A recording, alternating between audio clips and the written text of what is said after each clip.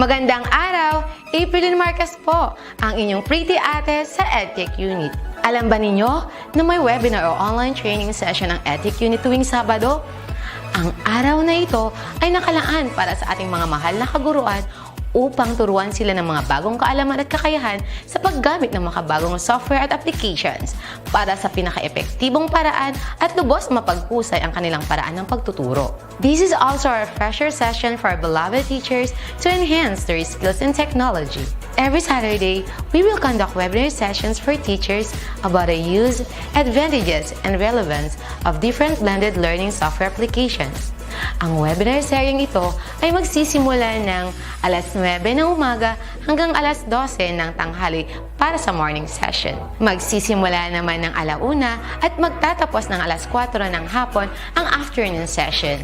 You can watch us in our DepEd Edtech Unit Facebook page, Educational Technology Unit YouTube channel, DepEd tayo and DepEd Philippines. Kita-kits tayo tuwing Sabado!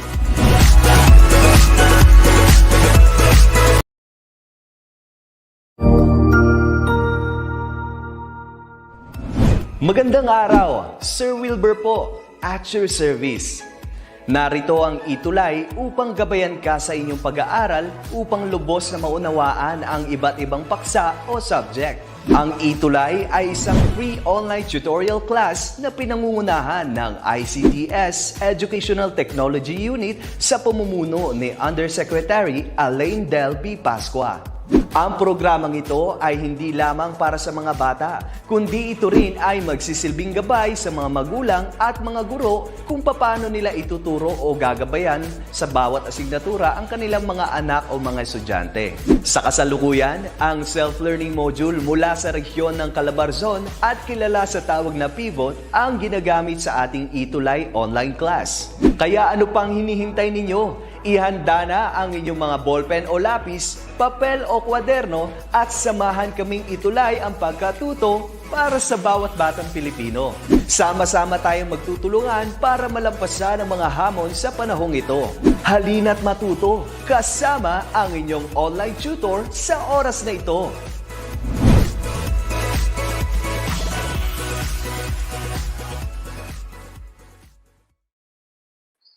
Ayan, magandang hapon po sa inyong lahat, sa lahat ng nanonood ng ating ETUlay online tutorial. Once again, I am Tutor Kath para sa subject na Media and Information Literacy. Binabati ko po lahat ng mga senior high school students, parents, teachers na nanonood po ngayon. Ayan, basa po muna ako ng mga nanonood sa ating live. Magandang hapon, Rialza Mesolania, Sir Ralph Bona, RC Peregrino, Consuelo Narito. Magandang hapon po. And Ma'am Leila Namoro watching from SDO Iriga. Iriga. Ayan. Watching from Maglatab National High School, District 2, Division of Surigao del Sur. Magandang hapon, Sir Min de Luz Dapitan. Handa na ba kayo? So, nasa week 4 na tayo. Okay, let's begin. Para sa ating week 4, ang topic natin ngayon ay Media and Information Sources. Ang ating module ay downloaded mula sa DepEd Commons, gawa ng Region 4A Calabarzon. I am Tutor Kat, and lagi natin tandaan ang ating time slot, 4:40 p.m. to 5:20 p.m. At ito ay mapapanood ng live sa ating DepEd Edtech Unit FB page, DepEd Philippines, DepEd tayo, and also sa DepEd Edtech Unit and DepEd TV YouTube channel. Yan, so pwede nyo na i-share ang ating live or sabihin sa inyo mga kaklase na we are now starting our week 4. Okay? So start tayo sa ating objectives. At the end of our session, you will be able to identify and learn about different media and information sources, demonstrate an ability to examine and compare information from various sources in order to evaluate its reliability, accuracy, authority, timeliness, and bias. Okay, so bago yon, review muna tayo.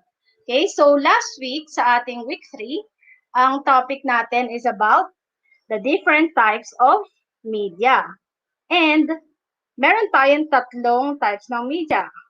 We have the print, broadcast, and new media. Now, para sa ating review, identify lang natin. So, meron ako ipapakita picture mamaya. Then, pwede kayong sumagot sa pag-type nyo sa ating comment section kung ito ba ay print, broadcast, or new media. Yan, magandang hapon, Jimmy Maestro from Taloy Sur. Yan, magandang hapon. Watching from Gutad High School, Ma'am Nancy Makadangdang. Yan, sige, simulan na natin. Ayan. So, ano kaya yan? Anong klase ng media kaya yan? Anong types ng media?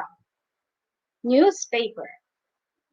Okay, I will wait for your answer. So, type lang po kayo sa ating comment section. Print ba yan? Broadcast? Or new media? Yan, habang hinihintay kayo yung mga sagot, magandang hapon, Jing Nomo, watching from Buhi Camarines Sur. Ma'am Dalida Aguirre, ayan, magandang hapon.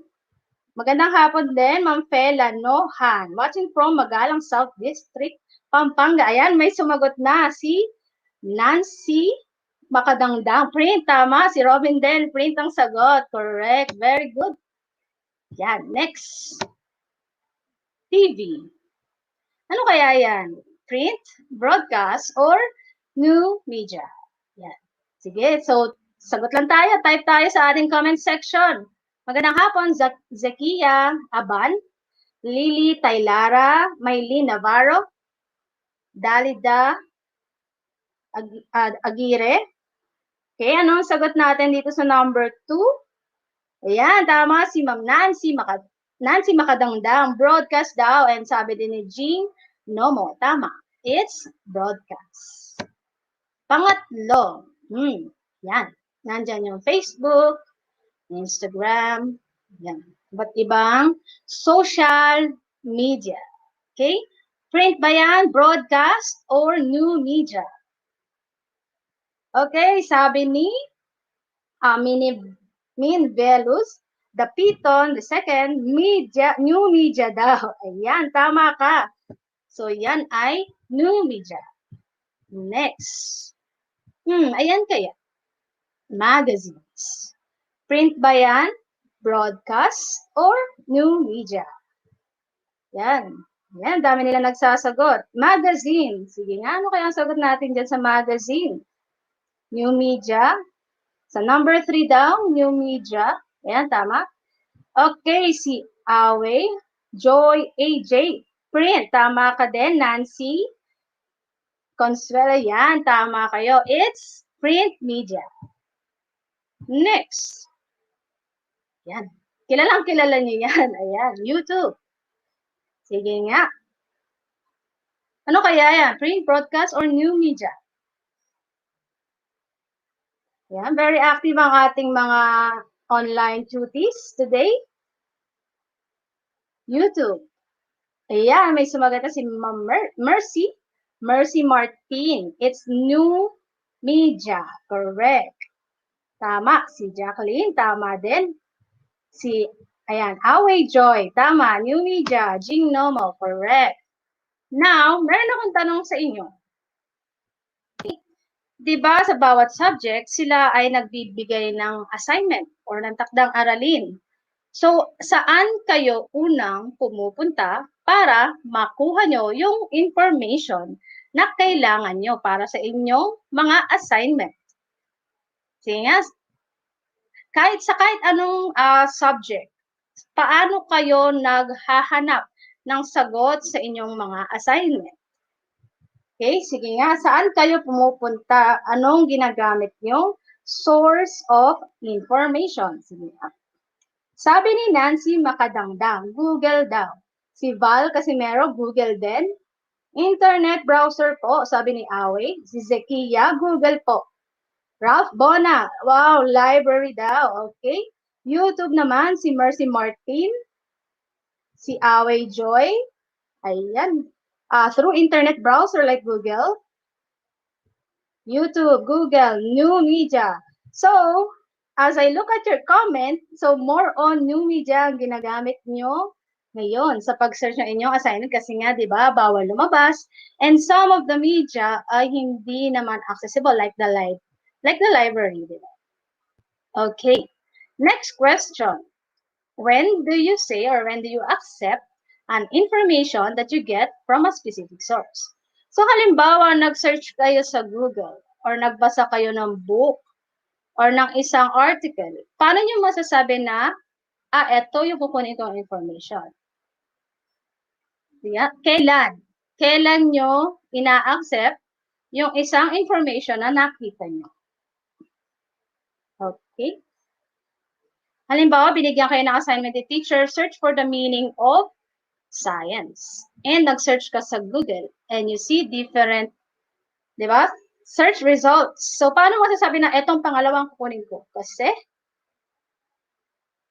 okay, so sasagutin natin yan as we go on with our discussion. So, ano nga ba yung mga dapat natin sa alang-alang? Now, meron nga ba tayong tinatawag na best source of information? Di ba? Pag sinabi nating best, kung irarank natin lahat ng media or mga media sources natin, ano yung pinaka nasa top?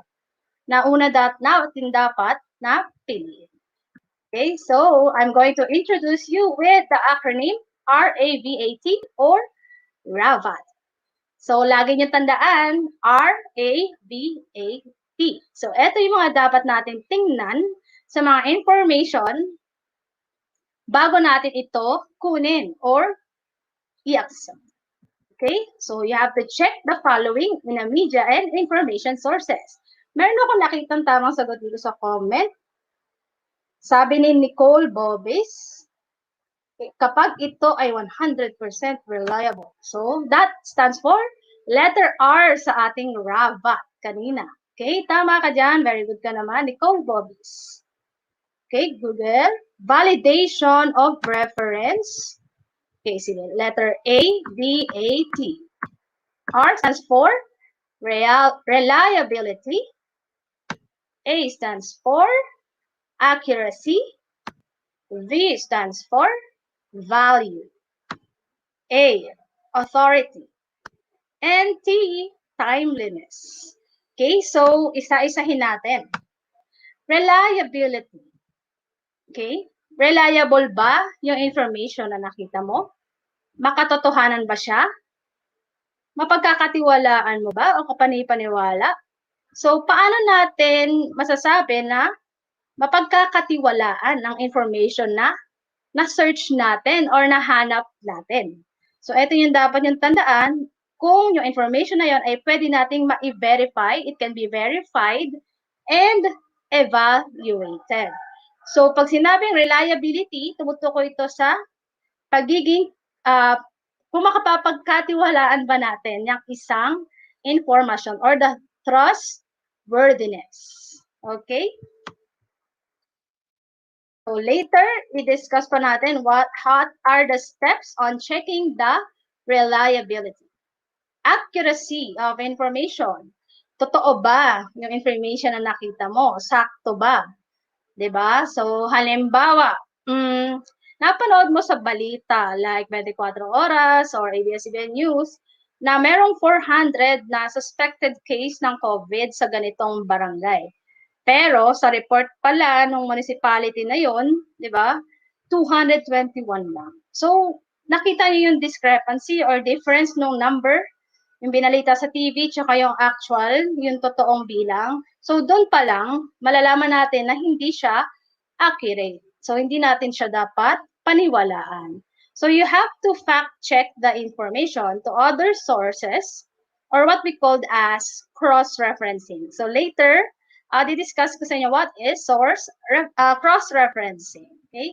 So, accuracy of information refers to the closeness of the report to the actual data. Okay?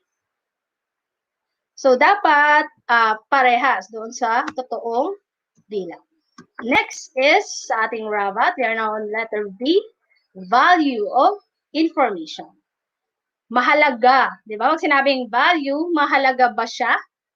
Di ba? Mahalaga ba yung information? Kung hindi mahalaga yung information, di ba? Bakit pa natin ito pagtutuunan ng pansin? Di ba? Information is said to be valuable or value if it aids the user in making or improving decisions. Makakatulong ba siya sa iyo or hindi? So if kung hindi naman siya mahalaga or makakatulong sa iyo, so we have to let go of that information. Move on, search for another source. Yan. Next is authority of the source. Is the author an expert to that certain subject? Diba? Pag sinabing authority, so the base word is author. Sino ang gumawa? Diba? Dapat palagi nating hanapin sa information yung writer, yung mismong sumulat. Diba?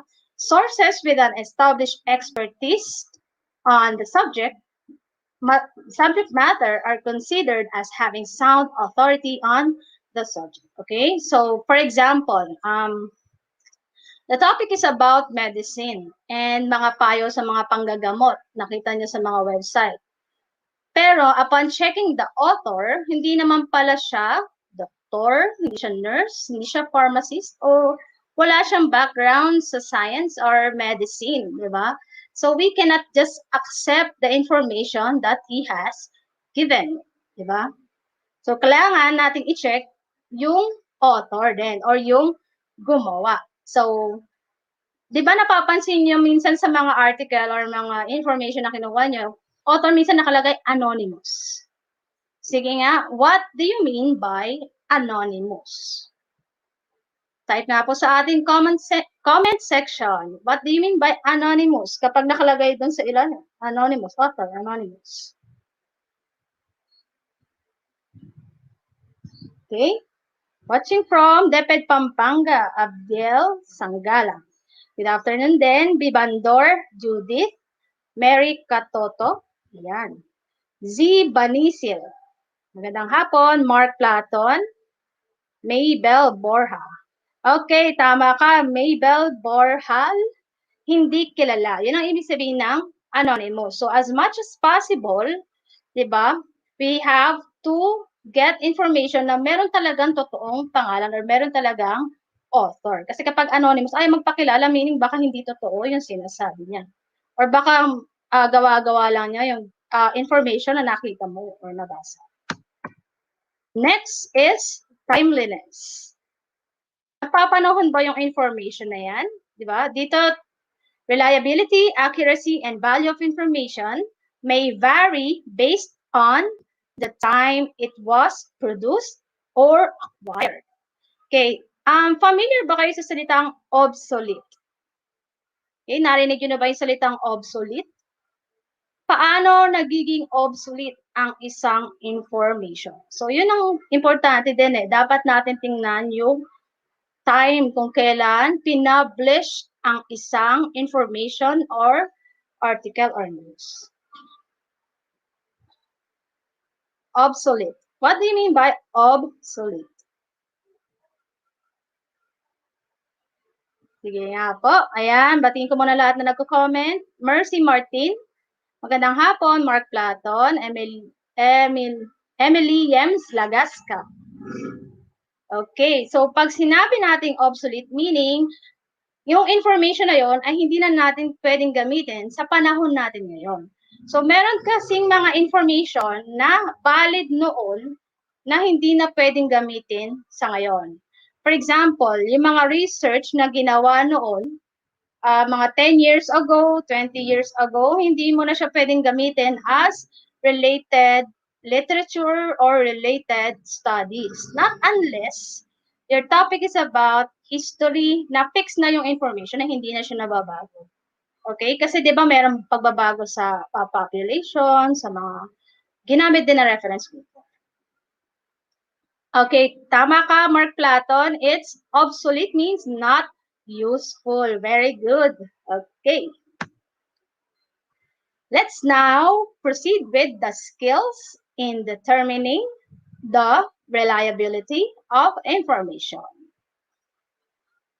Okay. Ano nga ba na dapat nating i-check para masabi na trustworthy ang isang information? First, check the author. So as what I have said a while ago, always check the name of the author. Okay?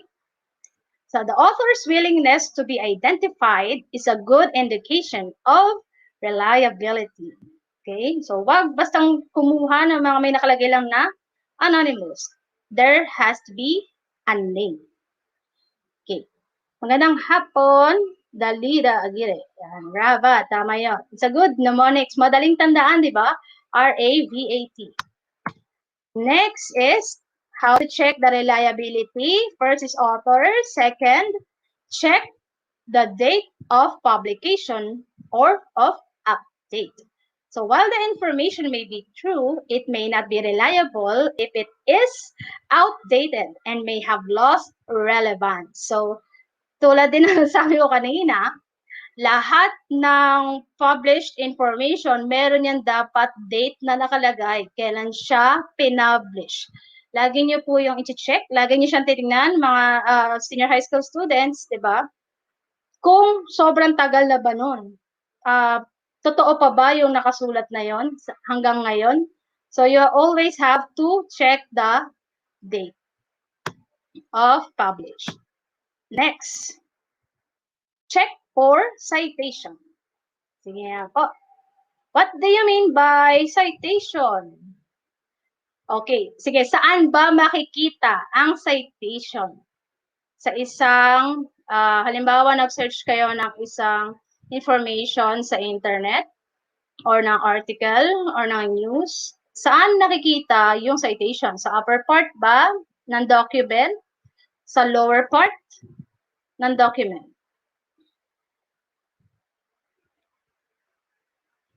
Sige nga po, ayan, magandang hapon. Yan, Mercy Martin. Okay, ang ating citation ay palaging nakikita sa lower part ng isang. Ayan, citation means the origin of the information. Sabi ni Mark Platon. Very active si Mark, okay? So, reliable authors have the discipline of citing sources of their information. Yung citation kasi, isa siyang palatandaan na ang author ay totoo ang sinusulat niya doon sa kanyang pinublish na information. Kasi sinasite niya kung saan niya nakuha yung mga information. With that, di ba, na-check mo na tama yung mga details na nasa loob. So, always check for that. Citation. Very good, Mark. So, it can be seen on the lower part. Next is letter D. So, nasa pang-apat na tayo. Check the domain or owner of the site or page. Familiar ba kayo sa word na domain? Okay. Domain. So, anong ibig sabihin ng domain? Sa website or page.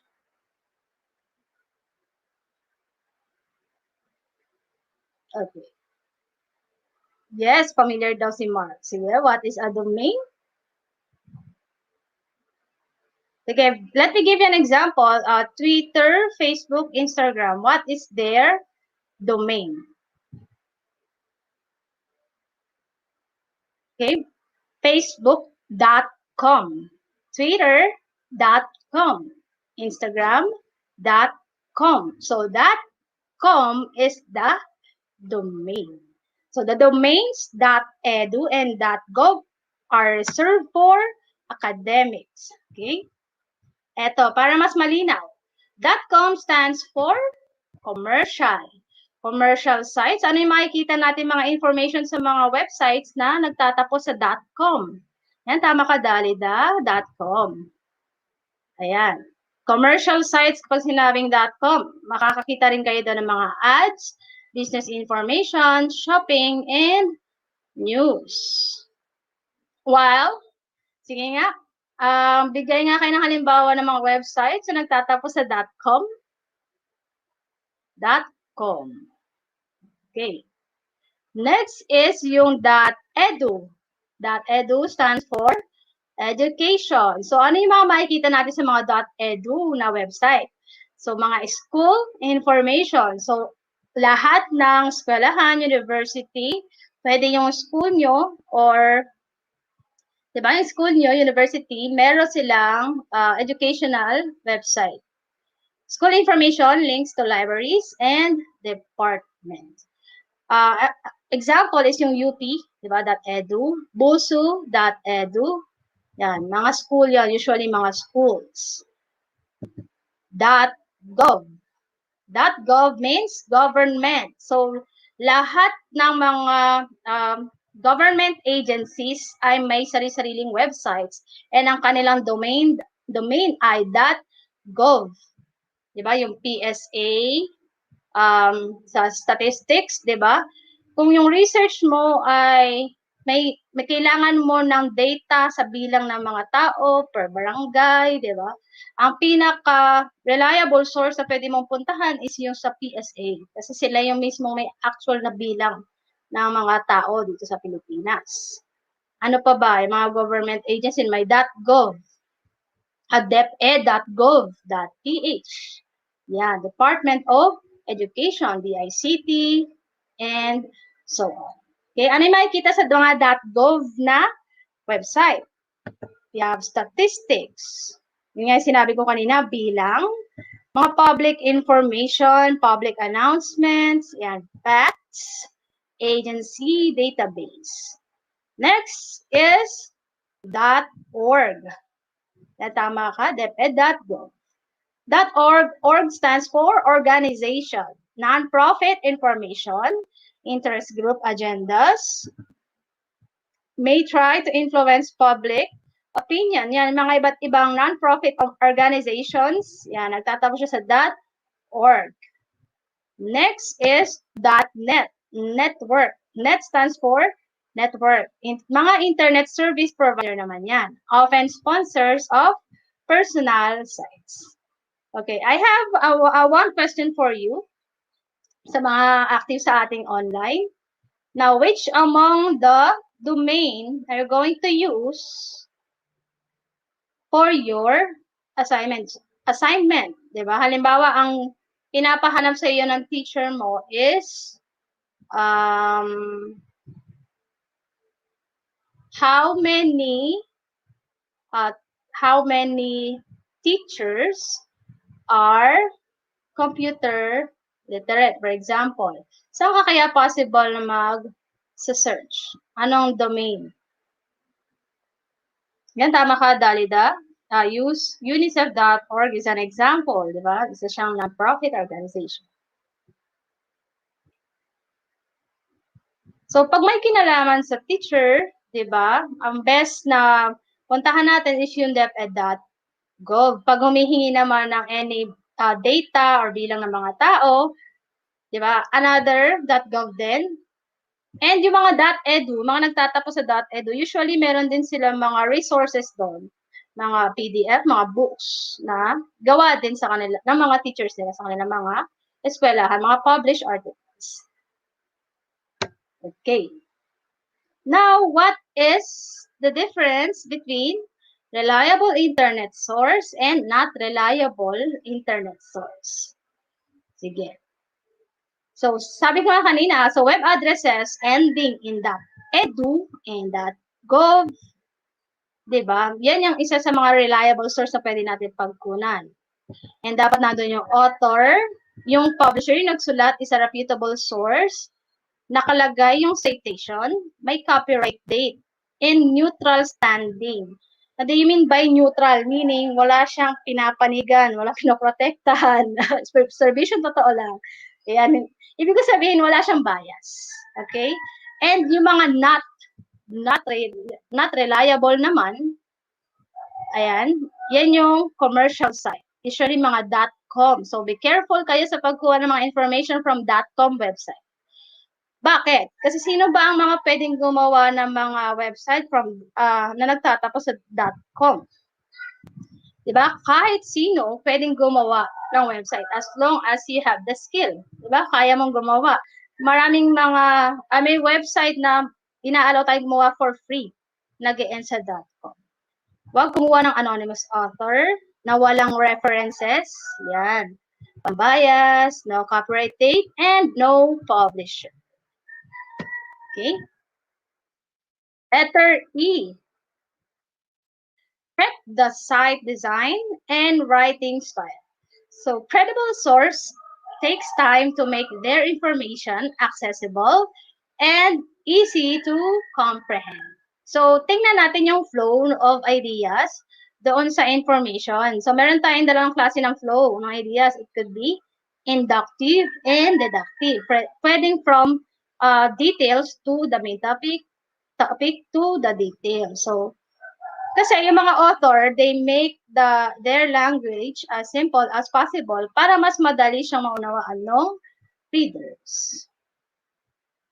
Yan. So those are the things that you will do to check the reliability of an information. Next is, paano naman natin i-check yung accuracy of information? Okay? First, you have to look for facts. Credible sources take time to their information accessible and easy to comprehend, di ba? Look for facts. So, hanapin nyo yung mga information na nasa loob kung ito ba ay totoo. Paano nyo siya hahanapin? Okay, you use the cross-referencing. Okay, cross-referencing meaning with you have to check the information to other sources. Okay? So, check nyo kung consistent ba. Kung yung data dito sa una nyong hinanap ay meron din sa kabilang source ng information nyo. Consistency is the key. Okay, next is determine the reason for writing and publishing the information. Okay. So, you have to check the author kung objective ba siya or subjective. So, ano yung pinagkaiba ng subjective sa objective? Pag sinabing subjective, information is anything that is based on personal opinion, judgment, feelings, of point of view. So, sa sarili mo lang lahat ng galing ng information. While yung objective, the information is factual and based on observations and measurements. So, dapat dun tayo sa objective. Walang sinikilingan. Okay? Next is, check nyo kung merong mga advertisement or may advertising. Advertisers use related information to market their product. Okay, mamaya magpapakita ako sa inyo ng sample ng website na ang dami niyang ads. Okay, maraming nakasakay na ads sa kanya. Usually, yung mga .com yun na mga website. Maraming nakasakay na mga ads. Okay, yeah, this is an example. So, for example, yung teacher nyo ay binigyan kayo ng assignment to search about facts or information about COVID-19. Now, which of the two sources will you consider? Okay? Ito bang nasa kaliwa or nasa kanan? Sige, tingnan muna natin ano ba yung itsura ng website na nasa kanan. Kaliwa. Ayan, nasa kaliwa.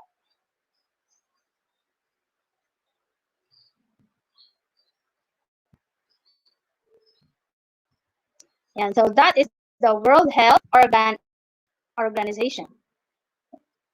Yan. So, titingnan nyo kung paano nag-track yung website. Meron siyang mga ads, di ba? Nakita nyo sobrang linis niya.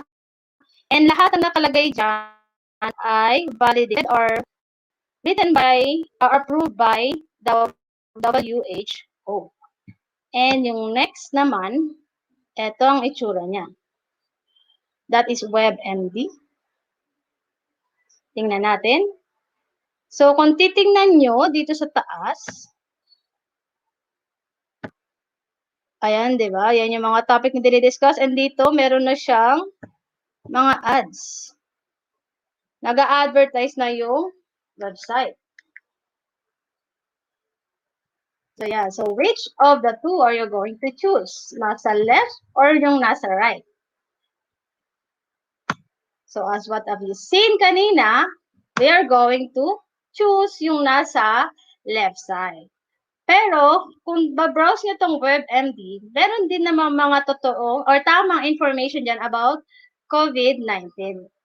Ano lang, yung pinaka parang kailangan lang natin gawin is i-check natin i-cross-check natin or i-cross-reference natin yung mga laman niya para ma-validate natin kung totoo o hindi or tama.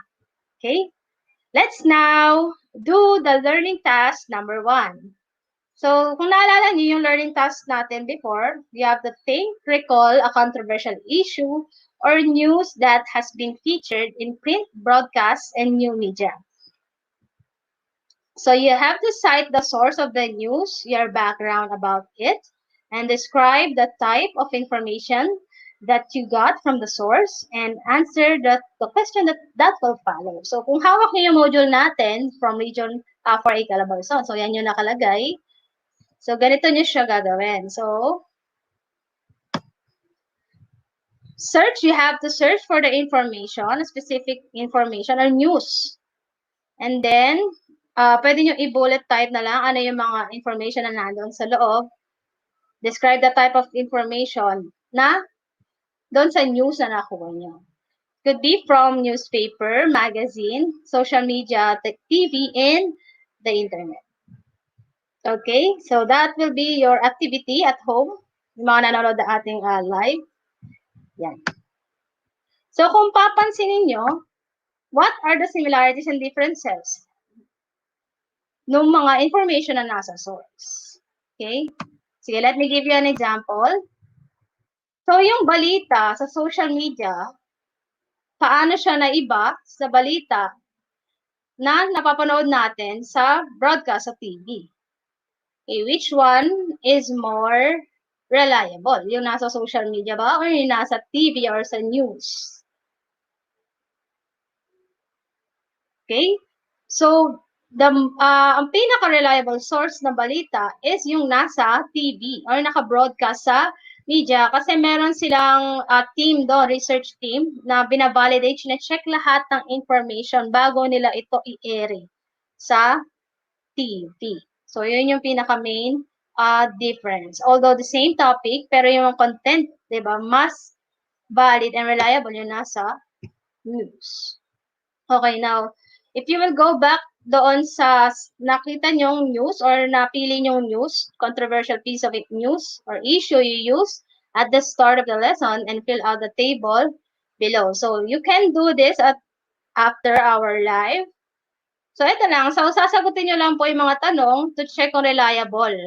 Then, kapag check yan lahat, halimbawa sa reliability, doon sa news na na-search nyo, doon sa information, news na na-search nyo, yes, lahat ng sagot. Yan, check yung reliability, accuracy, authority, and timeliness. That's the only time na you have to accept the information that it is true and correct. Okay? So, yan. Okay, sa reliability, you have to answer this question. What are the details of this piece of news? So, ano yung mga details? So, i-bullet nyo na lang para madaling i-cross-reference. Which of these details can be verified from other sources? Could these details be true? Why or why not? So, that is the activity in the module. Accuracy. So, you have to answer the following question. Which of these facts are measurable? So, kung merong number, ano yun? How were they derived? Was the article written in objective manner? Is the article written with care? Yeah. So, sagutan po natin yan. Who would find this article valuable? Para kanino yung article or yung news na nakuha nyo? Sino yung kanilang target reader? Authority. Sino yung author? How is the author related to the article? Are the sources properly cited? What is the reputation of the author? Is he known for some biases? And last, timeliness. When was the article written? Kailan siya sinulat? Is it possible that some of the information in the article has changed in time? If yes, would the change have any effect on the conclusion of the article? Okay, so that is your learning task number 2. So you have to look for news and check the RAVAT. Okay, now for our evaluation today sa ating lesson, you have to answer true if the statement is correct and false if the statement is says otherwise. Okay? Yeah. Information is said to be accurate if it aids the user in making or improving decision. Is it true or false? Okay, if your answer is false, you are correct. So what makes this statement false? Okay, so the word accurate, you have to replace it with value. Diba? Yung value, mahalaga ba yung information? Kapaki-pakinabang ba siya sa iyo? Okay? Next, accessing information on the internet is easy but requires more discipline to check and validate. Sources do not have to be validated. Do not have to be validated. So what is your answer? If your answer is false, you are correct. So sources, all sources needs to be validated. So dapat natin siya palaging check. Next, information which is true is reliable even if it is outdated. It is false, diba? It should not be outdated. Okay, check for the date published. Number 4, cross-referencing with other sources to check for consistency is a way to determine the timeliness of information. Is it true or false?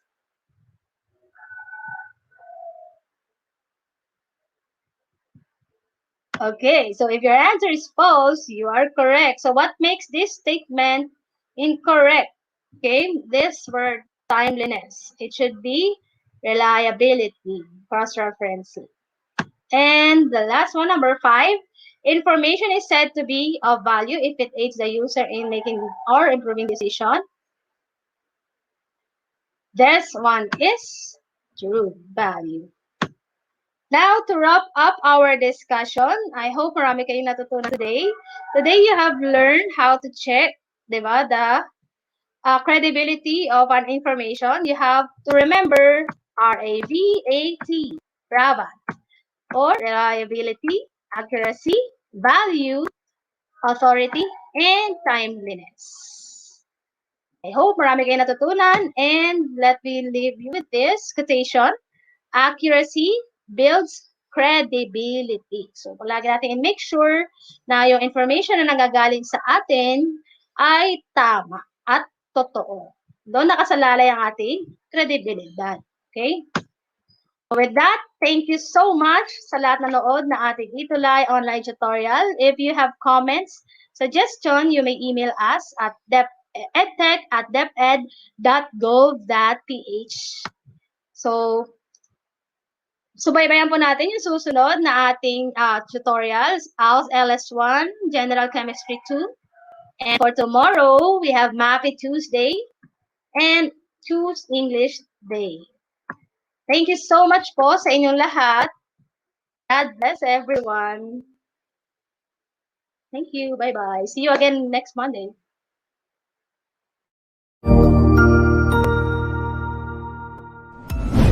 Sigurado ako na marami ka na namang natutuhan sa ating ETUlay tutorial session ngayong araw. Tandaan, ito ay hindi lamang para sa ating mga mag-aaral, kundi pati rin sa ating mga minamahal na guro at mga magulang na kaagapay natin para maituloy ang pagkatuto sa kabila ng nararanasang pandemya. Patuloy ding sumubaybay sa DepEd TV para sa mga araling ginawang video episodes. Mapapanood ito mula Lunes hanggang Sabado, alas 7 ng umaga hanggang alas 7 ng gabi sa inyong mga telebisyon. Abangan bukas mula 1:00 ng tanghali ang iba pang aralin sa ating ETUlay free online tutorial session sa English. I-like and subscribe at manatiling nakasubaybay sa ating ETUlay tutorial session sa DepEd Edtech Unit FB page at Educational Technology Unit channel sa YouTube at sa DepEd Tayo at DepEd Philippines social media accounts. Paalam!